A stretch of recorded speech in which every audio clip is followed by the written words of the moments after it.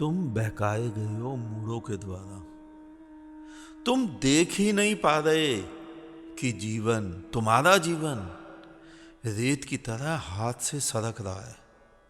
जैसे मुट्ठी बांधते हो रेत सरकती है ना, लेकिन तुम इतना सोए हो धर्मों की आड़ में कि तुम्हें जीवन ही नहीं दिख रहा। और तुम्हारा वही जीवन तो परमात्मा है। जिस दिन जीवन दिख जाएगा उस दिन तुम कहोगे कि इसको तो मैं लेकर पैदा हुआ था और इसके बगैर मैं रह भी नहीं सकता था। तुम्हारा ही श्लोक है ना, ओम पूर्णमिदा, जिसका अर्थ तुम लगाते हो पूर्ण में से पूर्ण निकला, पूर्ण बचा। ध्यान से देखना वो क्या है। वो जीवन है। तुम्हारे जीवन से तुम्हारे बच्चों का जीवन निकलता है। तुम भी पूर्ण बचते हो, वो भी पूर्ण हो जाते हैं। लेकिन तुम जीवन में इतना घुले मिले हो कि तुम्हें जीवन ही नहीं दिख रहा है। मैं वही तुम्हें दिखा रहा हूं। तुम्हारी धारणाओं का कोई ईश्वर है ही नहीं, वो भ्रमित हो तुम।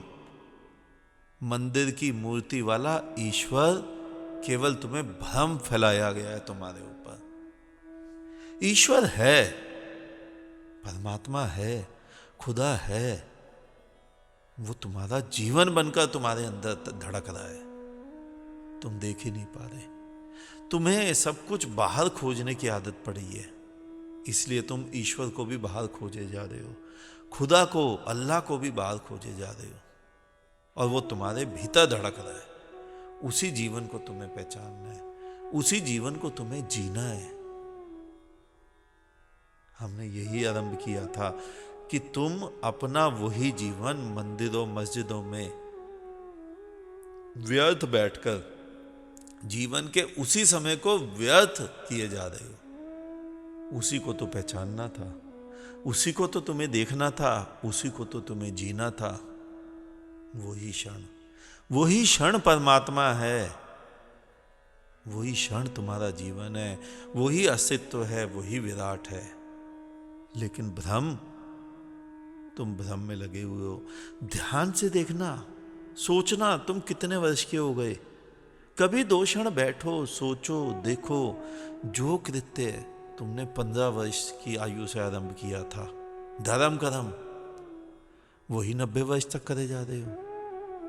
कभी नहीं सोचा बैठकर? बैठने की, सोचने की फुर्सत कहाँ है, बस भागे जा रहे हैं। तुम्हें एक दृष्टांत सुनाता हूं।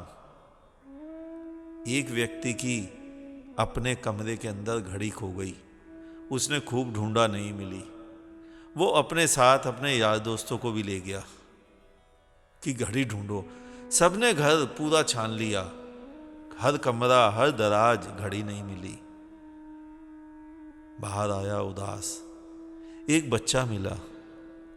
वो बच्चा कहता है, क्या हुआ अंकल? वो कहता है, घड़ी खो गई, कमरे में मिली नहीं। कहता है, मैं लेके आता हूं। वो बच्चा गया, 5 मिनट बाद आया, घड़ी हाथ में थी। तुमने सोचा घड़ी कैसे मिली उसे? सबने पूरा घर तलाश लिया, घड़ी नहीं मिली।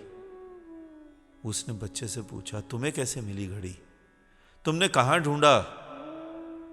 वो कहता है, मैंने ढूंढा ही नहीं। मैं तो शांति से जाकर कमरे में बैठ गया। जब शांति बढ़ती गई और इतनी शांति हो गई कि कमरा बिल्कुल शांत हो गया, मुझे घड़ी की टिक टिक स्वतः ही सुनाई दे गई। देखा, अलमारी के पीछे गिरी हुई थी। कभी कभी कुछ ना करके भी सब कुछ पाया जाता है। तुम कुछ ना करो, 2 क्षण बैठ जाओ।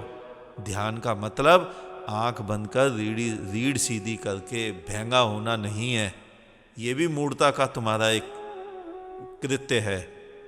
ध्यान का मतलब विश्राम से बैठना है, शांति से, शून्य में, विचार शून्य की अवस्था। शून्य का मतलब ये मत ले लेना परमात्मा शून्य है। शून्य का मतलब विचार शून्य। तुम शून्य हो जाओ। तुम अपनी किंतु परंतु मत लगाओ, तुम्हें परमात्मा वहीं धड़कता नजर आ जाएगा।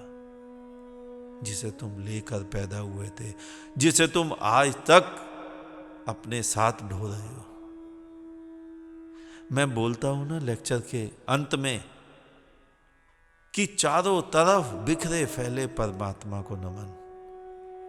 जिस दिन उसे देख लोगे उस दिन देखोगे चारों तरफ बिखरा फैला पड़ा है, कण कण में चमक रहा है।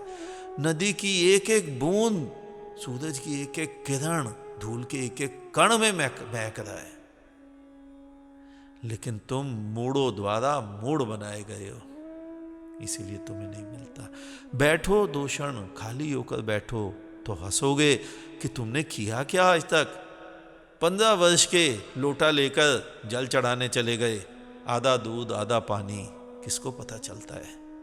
आज तक वो जल चढ़ा रहे हो, आज तक वो दूध, वो घी, वो शहद नालियों में बहाए जा रहे हो।